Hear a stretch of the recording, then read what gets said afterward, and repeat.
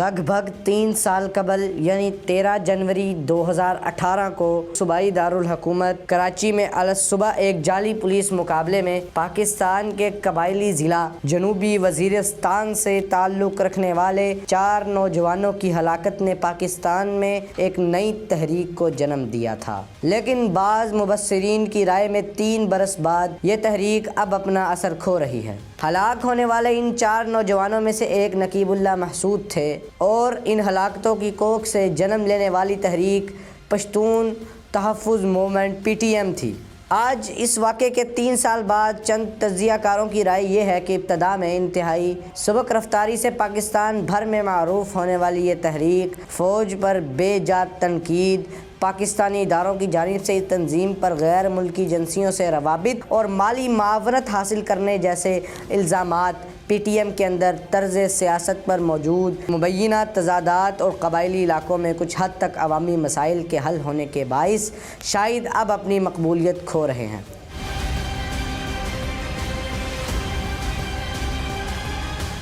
تاہم سیاسی مبصر رحیم اللہ یوسف زائی کا کہنا ہے کہ شاید ان وجوہات کی بنا پر غیر پشتون علاقوں کی حد تک PTM کی مقبولیت میں کمی آئی ہو، مگر پشتون علاقوں میں بدستور یہ ایک مقبول تحریک ہے جسے عوامی پذیرائی حاصل ہے۔ PTM کی مقبولیت کے حوالے سے تجزیہ کاروں کی رائے جاننے سے قبل پہلے جاننا ضروری ہے کہ یہ تنظیم وجود میں کیسے آئی، گزشتہ 2 برس کے دوران کس انداز میں آگے بڑھی اور کیا وہ مقصد حاصل کر پائی جن کا اعلان اس تنظیم کے وجود میں آنے کے وقت کیا گیا تھا۔ قبائلی نوجوان نقیب اللہ محسود کی پولیس مقابلے میں ہونے والی موت کے تقریباً 1 سال بعد انسداد دہشت گردی کی ایک عدالت نے پولیس مقابلے کو جعلی اور نقیب اللہ محسود سمیت 4 نوجوانوں کو بے گناہ قرار دے دیا۔ 13 جنوری 2018 کو صوبائی دارالحکومت کراچی میں ہونے والے پولیس مقابلے کے بعد اس وقت کے SSP ملیر راؤ انوار نے دعویٰ کیا تھا کہ قبائلی نوجوان نقیب اللہ محسود اور دیگر نوجوانوں کا تعلق تحریک طالبان، پاکستان لشکر جھنگوی اور داعش جیسی شدت پسند تنظیموں سے تھا اور وہ دہشت گردی میں ان کالعدم تنظیموں کی معاونت کر رہے تھے۔ اس پولیس مقابلے کے تقریباً 1 سال بعد انسداد دہشت گردی کی ایک عدالت نے پولیس مقابلے کو جعلی اور نقیب اللہ محسود سمیت 4 نوجوانوں کو بے گناہ قرار دے دیا۔ نقیب اللہ محسود کی میت جب تدفین کے لیے جنوبی وزیرستان میں ان کے آبائی علاقے مکین میں پہنچائی گئی تو نہ صرف وزیرستان بلکہ ارد گرد کے قبائل میں بھی غم و غصے کی لہر دوڑ گئی۔ نقیب کی ہلاکت کے خلاف احتجاج کی قیادت جنوبی وزیرستان سے ہی تعلق رکھنے والے ایک نوجوان منظور پشتین کرنے لگے۔ منظور نے پہلے ہی سے محسود تحفظ موومنٹ کے نام سے ایک تنظیم بنا رکھی تھی، لیکن وزیرستان سے باہر نہ تو ان کی اور نہ ہی ان کی تنظیم کی کوئی آواز یا شناخت تھی۔ نقیب اللہ محسود کی ہلاکت کے 2 ہفتے بعد منظور پشتین نے اپنے چند ساتھیوں کے ساتھ ڈیرہ اسماعیل خان سے احتجاجی مارچ شروع کیا۔ چند روز بعد یہ مارچ اسلام آباد پہنچا، جہاں پریس کلب کے باہر مظاہرین نے ڈیرہ ڈالا اور دھرنا دیا۔ یہ دھرنا 10 روز جاری رہا، جسے میڈیا میں مسلسل نشر کیا جاتا رہا۔ اس دوران منظور پشتین کی مقبولیت میں تیزی سے اضافہ ہونے لگا اور دھرنے کی حمایت بڑھنے لگی۔ انسانی حقوق کی تنظیمیں، سول سوسائٹی اور خاص طور پر جبری طور پر گمشدہ ہونے والے افراد کے رشتہ دار اپنے پیاروں کی تصاویر لیے اس دھرنے کا حصہ بن گئے۔ 10 روز میں منظور پشتین کی ایک چھوٹی سی مقامی تنظیم پشتونوں کی ایک طاقتور آواز کے طور پر ابھری اور اس کا نام تبدیل کر کے پشتون تحفظ موومنٹ رکھ دیا گیا۔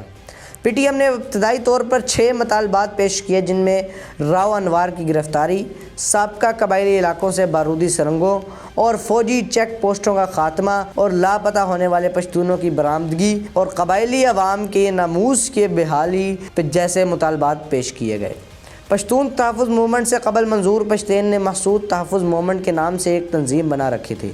ابتدائی دنوں میں PTM کے مطالبات کو سیاسی اور فوجی حلقوں میں کھلے دل سے تسلیم کیا گیا۔ فوج کے متعدد جرنیلوں نے بھی PTM کی قیادت سے بات چیت کی اور حکومتی سطح پر ان سے مذاکرات کے لیے کئی کمیٹیاں بنائی گئیں۔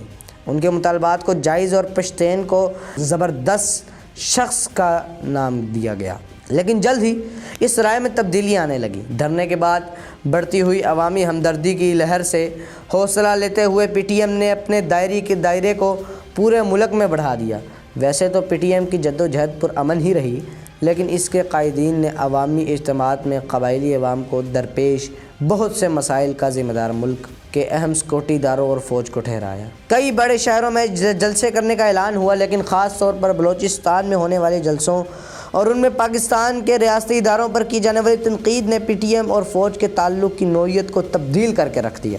منظور پشتین نے غیر ملکی خبر رساں ادارے کو انٹرویو میں بتایا تھا کہ پی ٹی ایم کی جدوجہد قبائلی عوام کے وقار کی بحالی کے لیے ہے اور اس کے مستقبل کے لائحہ عمل کا انحصار ارباب اختیار کے رو پہ ہوگا۔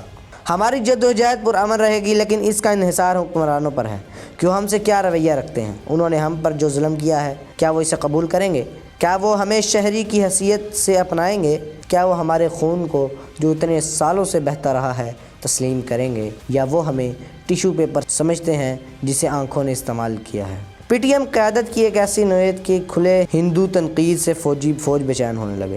اپریل 2018 میں اس وقت کے D G I S P R lieutenant general Asif Ghafoor نے ایک پریس کانفرنس میں پی ٹی ایم پر سنگین الزامات لگائے اور دعویٰ کیا پی ٹی ایم پاکستان کو غیر مستحکم کرنے کے دشمن کے ایجنڈے پر کام کر رہی ہے اور اس کی مالی اعانت افغان اور انڈین خفیہ ایجنسیوں کے ذریعے کی جا رہی ہے۔ انہوں نے اس حوالے سے کچھ طریقوں اور افغانستان کے کچھ مقامات اور ملاقاتوں کا ذکر کر کے اشارے بھی دیے۔ لیفٹیننٹ جنرل آصف غفور نے پی ٹی ایم کو متنبہ کیا تھا کہ ان کا وقت ختم ہو چکا ہے۔ یور ٹائمز اپ۔ ایک پریس کانفرنس میں آصف غفور نے یہ بھی کہا تھا کہ آپ فوج کے خلاف کسی انتقام کی بات کر رہے ہیں۔ کیا آپ فوج کو للکار سکتے ہیں؟ کوئی بھی ریاست سے لڑ نہیں سکتا۔ اگر صرف آرمی چیف نے ہمیں یہ نہ کہا ہوتا کہ ان کے ساتھ نرمی کروں، یہ ہمارے بچے ہیں۔